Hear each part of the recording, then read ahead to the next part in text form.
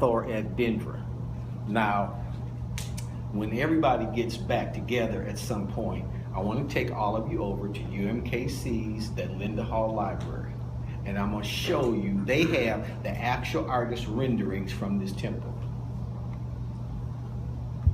So you can see what they actually found that these Africans had left in stone, because, who's the guy I'm trying to think of?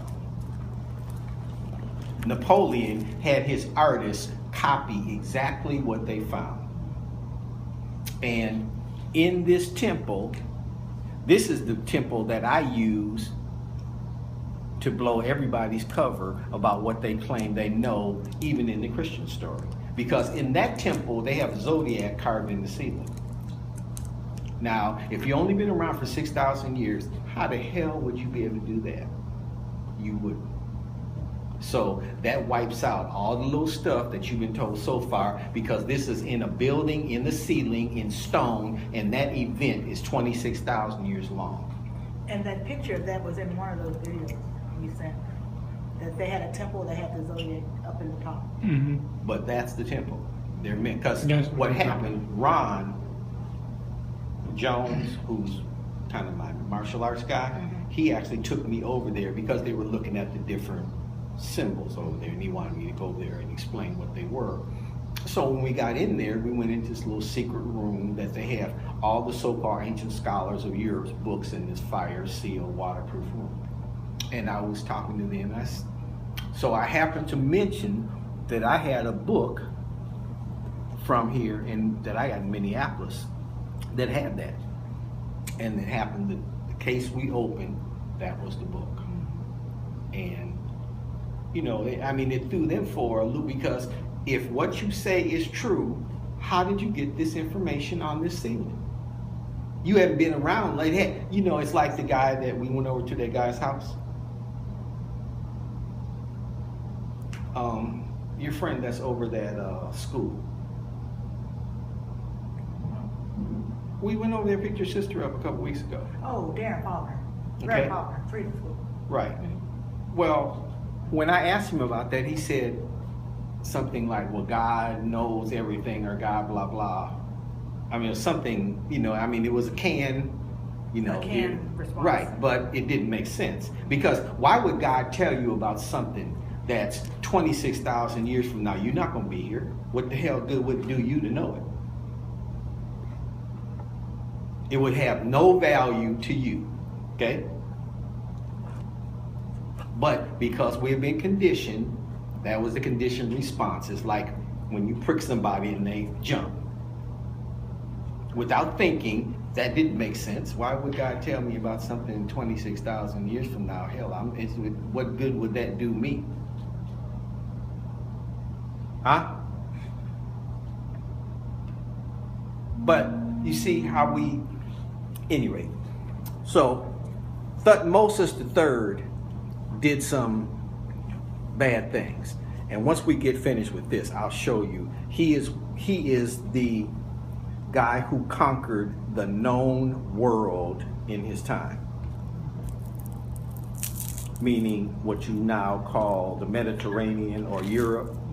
He enslaved the people. If you didn't put up a fight, he's the guy that put the symbol of the vagina on your village. Yeah, this was rough boy.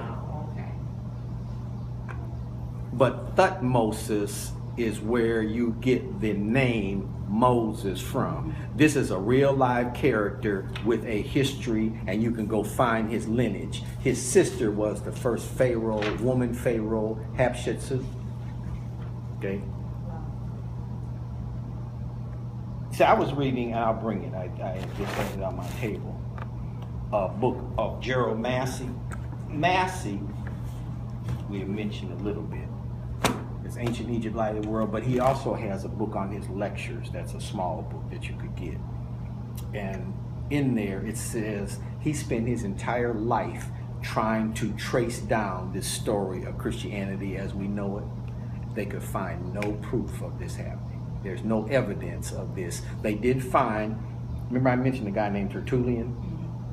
These are all African. Tertullian is the African who translates the Bible, who's a lawyer that you have ascribed to the guy named Paul. But Tertullian was a real black man, okay?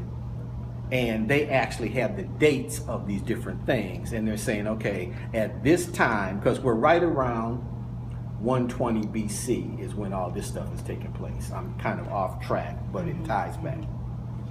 And they said, we can't find any record of this guy, Jesus, anywhere, but we can find a record of a guy who has the same story named Ben Pandera. He has the exact same story as Christ, and it was a real living person that walked up and down these streets over there. So I'll bring that in later so you can see it. So there's some interesting things in this page, in the middle of the page on 196, that should have at least raised an eyebrow or two. Because there's a guy on here called Khufu, right in the very center of the page. Right after him it says, so stated in parentheses. Huh? Yeah. Where did we see that name before?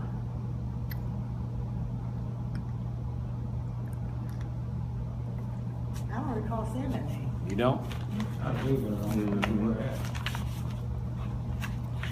See, it helps to color code your book because then you remember where stuff is. Because that's right on 146-ish.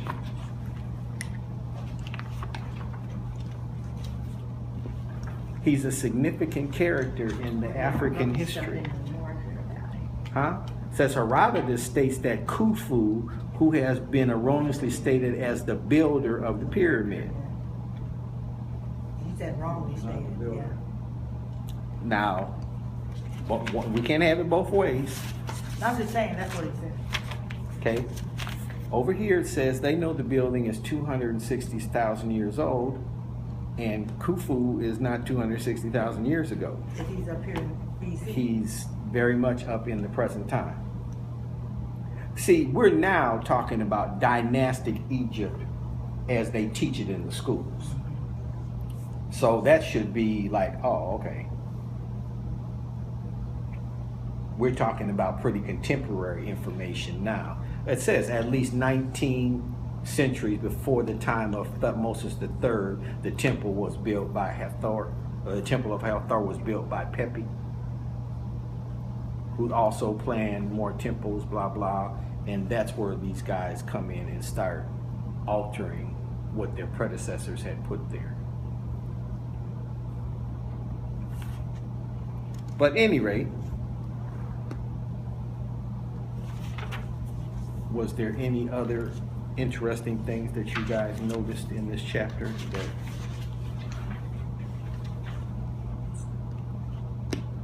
There should have been, this picture should have raised some issues with you. Yeah. Okay? The snake later shows up on the headdress of all the Egyptians, right? Mm-hmm. What does that symbolize, though? Devil. Yep. It says serpent of Egypt, but what does it symbolize? Okay.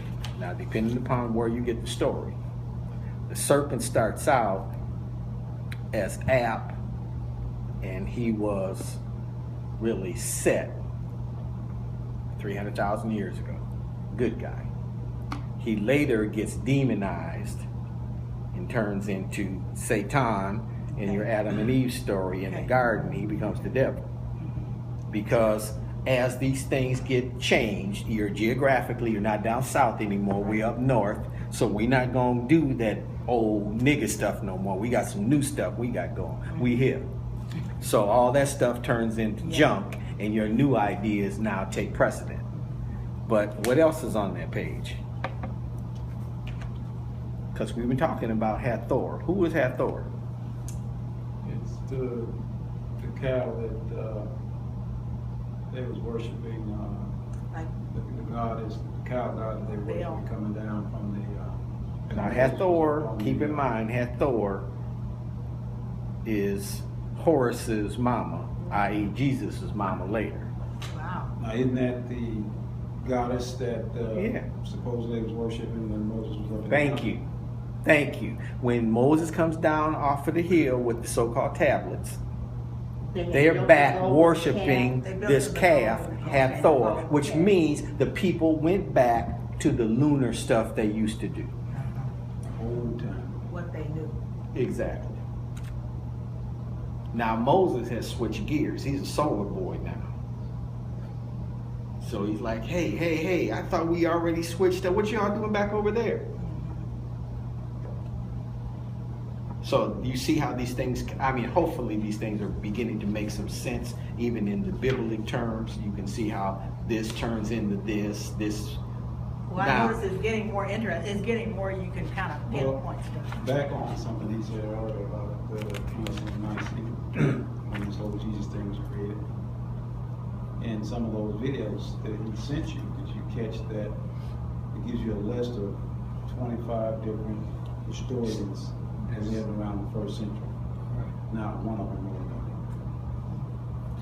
him. What? Not one of them wrote about him. And the gist is, if this guy did all of this, why wouldn't he write about him? Why wouldn't he have any proof? And Well, Josephus' writings about him have long time been rendered as a copy. It's not original. And he really doesn't mention him. He alludes to the figure of Jesus, and most Jewish scholars have said that's not authentic anyway. Well, let me ask a simple question. If we already got the story, why do we need the character? The story been around for, I mean, we've been fooling with this story for quite a while now. Hundreds of thousands of years. So, yeah, you see what I'm saying? The story has been around for hundreds of thousands of years of this Same God, story. right? You even in this chapter, we talk about him at 12 and 30, don't we? Huh? You sure you read this chapter? Yeah, I read it. Really? I read it. Okay. Stop picking on me. All right. Yeah. And so, yeah, I did read it. See, here's the other thing, should have, especially for you ladies, should have been like, you know, clams like thunder. Notice this goddess is, all these people, all the gods are female. Yeah, they were. Damn, and you ain't said nothing. No, they were, but then all of a sudden it changed. They weren't. Well, why ain't that a question? Well, that would be why it's called goddess, wouldn't it? That's why, okay, now if they were all female, how the hell did you get these men today? I don't know, but goddess has always, But I'm saying this ought to be a question for you. Look, we were the gods. All of a sudden, all these goddesses are female, and today you go into church and you can't even, in some ministries we was talking about, you can't even get on the pulpit. Yeah, right. That's true. So how did that happen? The concept comes from the female. All of it. Hathor was a cow that turned into